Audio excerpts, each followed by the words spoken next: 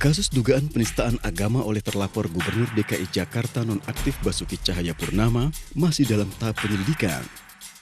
Sebagian masyarakat menilai demi penegakan hukum yang transparan, polisi harus menggelar perkara tersebut secara terbuka. Kapolri pun sempat memberikan respon akan menggelar perkara tersebut secara langsung.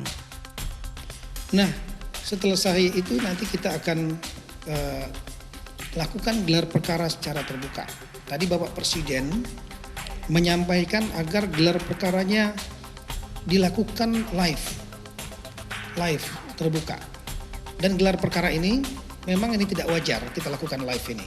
Tapi ini adalah perintah eksepsional dari Bapak Presiden untuk membuka transparansi. Namun menurut Wakil Ketua DPR Fadlizon yang juga ikut dalam aksi 4 November yang lalu, gelar perkara terbuka secara langsung ini tidak perlu dilakukan. Saya melihat ya, gelar terbuka ini tidak perlu ya. Apalagi kalau mau disetting sebagai sebuah sandiwara gitu. Yang perlu diakomodasi adalah rasa keadilan masyarakat. Memang, penyelidikan kasus dugaan penistaan agama ini menjadi kontroversi.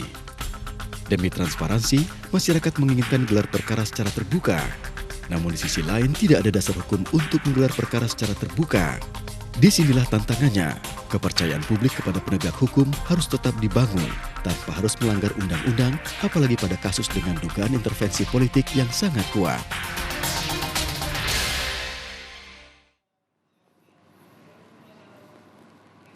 Ya, jika memang gelar perkara ini benar dilakukan secara terbuka, maka tentu ini adalah sesuatu hal yang baru saja terjadi begitu ya, baru akan pertama kali terjadi yang ada di Indonesia. Di satu sisi tentu saja ini akan memberikan transparansi kepada masyarakat terkait dengan penyidikan kasus dugaan penistaan agama. Namun di sisi yang lain, apakah memang kredibilitas dari para penyidik ini sendiri masih bisa untuk dipertanggungjawabkan jika gelar perkara nantinya dilakukan secara terbuka? Walaupun dalam pemberitaan seiring dengan apa yang sudah disampaikan hari ini bahwa gelar perkara nanti akan dilakukan secara terbuka dan terbatas. Apa maksud dan tujuannya? Kita akan bahas pada malam hari ini pemirsa, perlukah gelar perkara dilakukan secara terbuka? Sudah hadir 3 orang narasumber di Talk to iNews pada malam hari ini. Saya perkenalkan terlebih dahulu ke hadapan Anda. Di ujung seberang saya ada Mas Heri Budianto, seorang pakar komunikasi politik. Selamat malam Mas Heri, terima kasih sudah hadir. Ya. Anda bisa hadir lagi pada malam hari ini begitu ya. Cukup sulit sebenarnya mengundang Mas Heri ini. Kemudian ada seorang ahli hukum pidana dari UI, Pak Akhyar Salmi. Selamat malam, terima kasih. Nanti mungkin bisa menjelaskan gelar perkara yang sebenarnya itu apakah memang benar dilakukan secara terbuka. Bolehkah atau memang harus dilakukan secara tertutup. Kemudian juga dari Lembaga Kajian Strategi Kepolisian Indonesia, Pak Edi Hasibuan, selamat malam. Terima kasih sudah hadir Pak Edi. Kalau dari kacamata Pak Edi sendiri melihatnya, gelar perkara ini dilakukan secara terbuka. Kalau dikatakan juga ada yang mengatakan gelar perkara dibuka secara terbuka dan terbatas. Maksudnya gimana sih Pak? Ya, pertama tentunya memang ini kalau misalnya dilakukan gelar perkara terbuka, ini saya kira memang betul tadi adalah hal yang pertama kali dilakukan. Dalam sistem hukum kita selama ini memang tidak pernah ya. Yang kami tahu dalam kajian-kajian kami selama ini di kepolisian, gelar perkara itu biasanya dilakukan oleh internal. Internal Polri biasanya diikuti oleh bisa Propam, bisa dari Irwasdanya kalau itu di Polda. Kemudian juga bisa dari bagian hukumnya. Itu yang biasa dilakukan di kepolisian. Tapi jika ada misalnya saat ini, kemarin Pak Kapolri juga menyampaikan akan diikuti oleh eksternal, yakni ada DPR, kemudian juga ada Kompolnas. Saya pikir itu terbuka apa? Itu menunjukkan bahwasanya polisi dalam hal ini menunjukkan transparansi ya. Tapi tadi bagaimana setelah belakangan ini ada penjelasan lagi akan dilakukan secara terbatas ya, terbuka dan terbatas. Saya kira ini yang kita lihat ke depan. Bagaimana pelaksanaannya? Yang paling penting sebetulnya buat masyarakat itu adalah dalam kasus ini penanganannya transparan.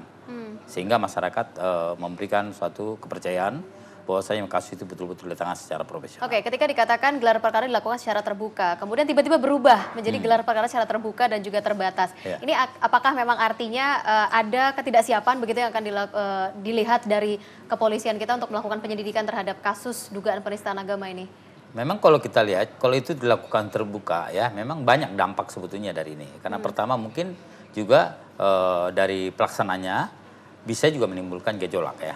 Bagaimana gejolak? Karena ada hal-hal sebetulnya yang mestinya di dalam proses hukum harusnya menjadi rahasia, jadi terbuka. Itu menjadi salah satu dampak daripada proses hukum gelar perkara yang dilakukan secara terbuka. Tapi di dalam karena ini memang menarik masyarakat umum, menarik publik, maka ya dengan adanya kemarin dia ide untuk gagasan dilakukan gelar perkara secara terbuka dan juga disampaikan secara live. Saya pikir itu memang sangat luar biasa jika itu dilakukan. Luar biasa baik atau luar biasa tanda kutip? Luar biasa, tetapi tentu saja memang perlu dipertimbangkan hal lain ya. Apa saja termasuk yang perlu dipertimbangkan? Gejolak masyarakat ya. Karena ya bagaimanapun juga itu bisa berdampak terhadap masyarakat ya. Pak Ahyar, kalau Anda melihat secara hukum pidana, bolehkah sebenarnya gelar perkara ini dilakukan secara terbuka? Kalau secara aturan, saya belum membaca itu dilarang. Belum membaca kalau dilarang? Bahwa dilarang. Tapi sebenarnya ada aturannya? Enggak, saya enggak. Prinsip hukum sepanjang tidak dilarang, itu boleh. Itu dulu, prinsipnya dulu. Nah ini kan persoalan kebiasaan kita selama ini, konvensi kita, itu tidak ada terbuka. Yang memang dengan tegas di KUHP itu diatur bahwa keputusan sidang pengadilan itu terbuka untuk umum. Memang hanya itu yang diatur tentang sidang pengadilan. Sementara tiap penyidikan itu tidak ada kata yang terbuka untuk umum. Tinggal permasalahannya kita menginterpretasikan, tidak diatur dengan itu apakah ini berarti itu tidak boleh terbuka. Tapi ada juga prinsip hukum yang lain, sepanjang tidak dilarang, itu boleh. Kalau memang tidak ada aturannya, lalu bagaimana nanti caranya kalau memang gelar perkara ini akan dilakukan secara terbuka dan terbatas begitu? Apa yang menjadi panduannya? Iya, sepanjang tidak dilarang, itu kan boleh. Jadi kalau itu pun dilakukan, menurut hemat saya, pendapat saya nggak ada masalah. Saya sendiri ya, tentu ini bisa diperdebatkan seperti Pak Edi katakan tadi, ada juga mungkin segi hal-hal yang perlu dipikirkan, ada negatif. Setiap masalah pasti ada positif, ada negatif. Ini menarik juga, terutama instruksi dari saya kurang persis apa instruksi atau pandangan atau pendapat dari Presiden supaya ini dilakukan secara live. Nah, ini saya sangat setuju dengan pendapat Bapak Presiden ini. Karena apa setujunya? Kemarin kan diperdebatkan juga tentang kasus Jessica. Yang disiarkan banyak juga yang berpendapat ini kebablasan terbukanya. Nah, mungkin di dunia katanya satu-satunya yang ada kita, padahal tidak. Di negara tertentu di luar negeri juga ada yang dia sidangnya itu live juga semuanya. Dilakukan secara terbuka. Masyarakat. Kalau kita lihat dalam aspek pendidikan terhadap masyarakat, ini kan bagus sekali. Transparansi itu kan juga bagus. Kalau yang perdebatan hal-hal mana yang tidak terbuka nanti, mungkin itu bisa didiskusikan. Cuman ini masyarakat bisa mengikuti nih. Karena kan saya kira kenapa Presiden berpendapat begitu, untuk menghindari prasangka-prasangka di dalam masyarakat itu tadi, mungkin itu untuk dicegah. Yang Pak Edi katakan tadi mungkin ini sebagai eksepsional, pengecualian. Tertiap semua hukum itu selalu ada pengecualian, nggak ada yang mutlak, selalu ada pengecualian. Kalau tadi yang dikatakan Pak Edi bahwa sebenarnya gelar perkara ini biasanya dilakukan oleh internal dari kepolisian begitu ya, tanpa melibatkan pihak luar. Dalam kenyataannya nanti ini juga akan melibatkan pihak luar begitu kan, ada Komisi 3, kemudian ada pihak-pihak lain yang juga ikut turut serta begitu. Apakah memang akan berpengaruh nantinya? Tentu di dalam proses tentu akan lebih lebih bisa kita inikan lagi lah, dibandingkan dengan yang tertutup dengan yang terbuka. Tentu orang bisa menilai ini tepat atau tidak tepat. Pasti juga akan ada dua pendapat, nggak ada yang akan satu pendapat aja. Pro dan kontra selalu ada. Tinggal kita lihat nanti mana manfaatnya lebih besar, terbuka dengan tertutup. Kalau tertutup mungkin bisa saja orang nanti ada kecurigaan, ini di setting atau bagaimana. Tetapi kalau terbuka, menurut saya pemikiran-pemikiran ada setting kayak begitu harus bisa terhindarkan. Kalau dari kacamata Anda, seorang hukum pidana, plus minusnya kalau kita lakukan secara terbuka ataupun tertutup?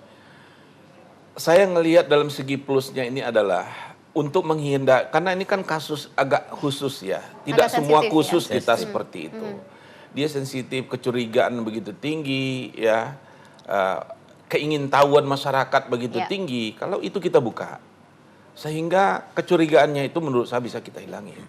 Tinggal mungkin dampaknya, apakah ada nanti apa reaksinya. Nah di sini tentu masyarakat kita ingatkan, kalau kamu bereaksi, ada salurannya. Apa saluran hukumnya? Ya. Tetapi kalau dia beraksi membuat kegaduhan, dia mengganggu juga ketertiban umum. Dia bisa juga diancam secara hukum, harus kita minta juga pertanggungjawaban. Jadi ada juga aspek positif, ada juga aspek negatifnya. Tinggal tentu yang akan menjalankan yang mengambil ya. Kalau saya sangat setuju dengan anjuran Bapak Presiden, karena selama ini memang persoalan di saat ketika penyelidikan inilah ya Pak Edi yang banyak masyarakat ini semacam ada apa ya, kapan masuknya, kapan keluarganya dari situ, kapan dia meningkat menjadi penyidikan, kapan dia tidak lanjut. Ini yang masyarakat masyarakat juga harus tahu begitu sampai gimana proses selama ini di situ kasus kan, ini begitu. di situ memang karena tidak kita atur. Nah kalau ada terhadap kasus-kasus yang animo masyarakat ingin tahunya banyak besar, kenapa nggak kita buka? Oke. Yang kemarin menjadi pertanyaan juga adalah keterlibatan dari Komisi 3 dan juga faktor-faktor lain begitu ya. Apa sih sebenarnya pesan politik yang ingin disampaikan? Adakah unsur politik sebenarnya di dalamnya? Mas, nanti boleh dijawab ya Mas ya. Kita akan jeda terlebih dahulu pemirsa di Talk to News. Tetaplah bersama kami, jangan kemana-mana.